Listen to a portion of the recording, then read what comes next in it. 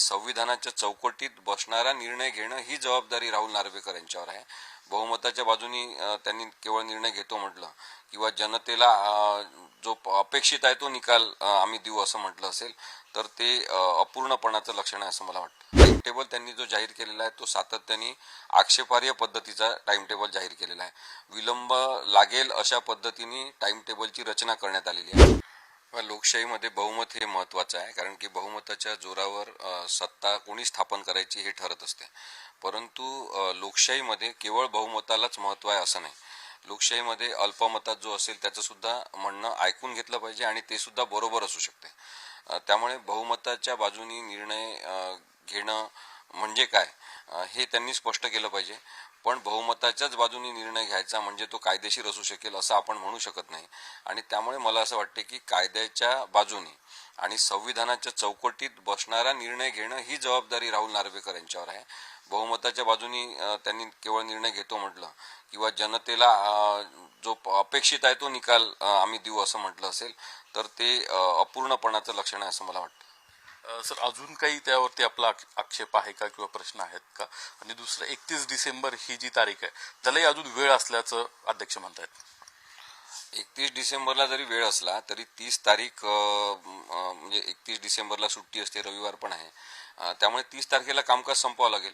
30 तारखेला निर्णय द्यायचा आहे असं अपेक्षित आहे आणि त्यामुळे मग कामकाज संपवून परत पेंडिंग ठेवायचं, 1 महिन्याने मी निर्णय देतो असं म्हणायचं ते सुद्धा चालू शकणार नाही। आणि म्हणून मला असं वाटतं की टाइम टेबल त्यांनी जो जाहीर केलेला आहे तो सातत्याने आक्षेपार्ह पद्धतीचा टाइम टेबल जाहीर केलेला आहे।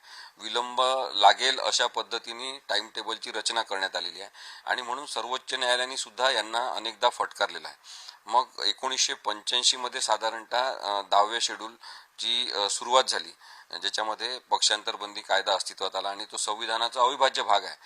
आता तेव्हापासून आतापर्यंत म्हणजे आज 2024 पर्यंत इतके वर्ष सर्वोच्च न्यायालयाने कधीही कोणत्याही राज्य सरकारच्या विधानसभा अध्यक्षांना फटकारलेलं नाही।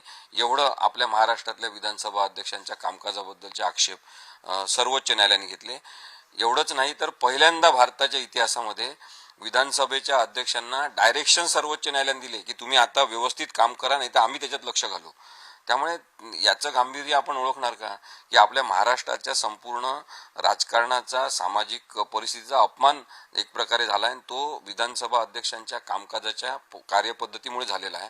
आणि म्हणून मला असं वाटतं की त्यांनी खूपच कायद्याच्या चौकटीत काम करण्याची गरज आहे। सर, तुम्ही म्हणताय की 31 डिसेंबरला त्यांनी निकाल देणं अपेक्षित आहे की 31 डिसेंबर पर्यंत त्यांनी सुनवाई पूर्ण करणं अपेक्षित आहे की तो निकालही त्यांचा तयार झाला पाहिजे? सर्वोच्च न्यायालयाने ज्या अर्थाने सांगितलेला आहे त्याचा अन्वयार्थ आपण काढला तर मला असं वाटते की 30 डिसेंबरला निकाल दिला पाहिजे। परंतु यांनी जो अर्थ काढण्याचा प्रयत्न करतायत त्याच्यामधून 30 तारखेपर्यंत कामकाज पूर्ण करायचं असा यांचा उद्देश दिसतो। म्हणजे मग त्यानंतर रिझर्व्ड फॉर जजमेंट आपण ज्याला म्हणतो की आम्ही निर्णयासाठी राखून ठेवतोय असं म्हणून मग 1 महिना पण ते लावू शकतात। त्यामुळे ते चुकीचं होणार आहे। म्हणून इंटेंट जो आहे तो महत्त्वाचा आहे।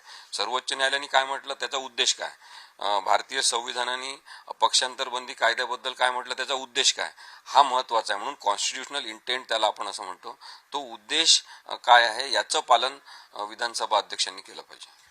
सर, तुम्ही याला काही आक्षेप घेणार आहात किंवा 31 तारखेपर्यंत निकाल तयार व्हावा यासाठी तुम्ही परत काही अर्ज सुप्रीम कोर्टात वगैरे करणार आहात का? आणि आत्ताचं जे शेड्यूल आहे विधानसभा अध्यक्षांनी ते केलेलं ते काय असेल? विधानसभा अध्यक्षांनी शेड्यूल जाहीर केलेला आहे आणि त्याच्यामध्ये परत त्यांनी साक्षी पुरावे वगैरे अशा प्रकारे सगळ्या गोष्टी ठेवलेल्या आहेत ज्या सुरुवातीपासूनच आम्ही आक्षेप घेतलेला आहे।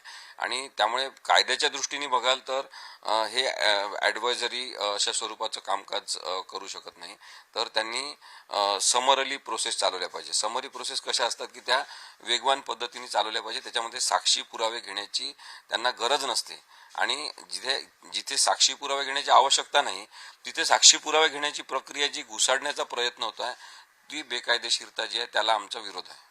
तुम्हाला 31 डिसेंबर पर्यंत वाट पाहावं लागेल जर निकाल तयार झाला नाही किंवा फक्त सुनावणी पूर्ण झाली तर?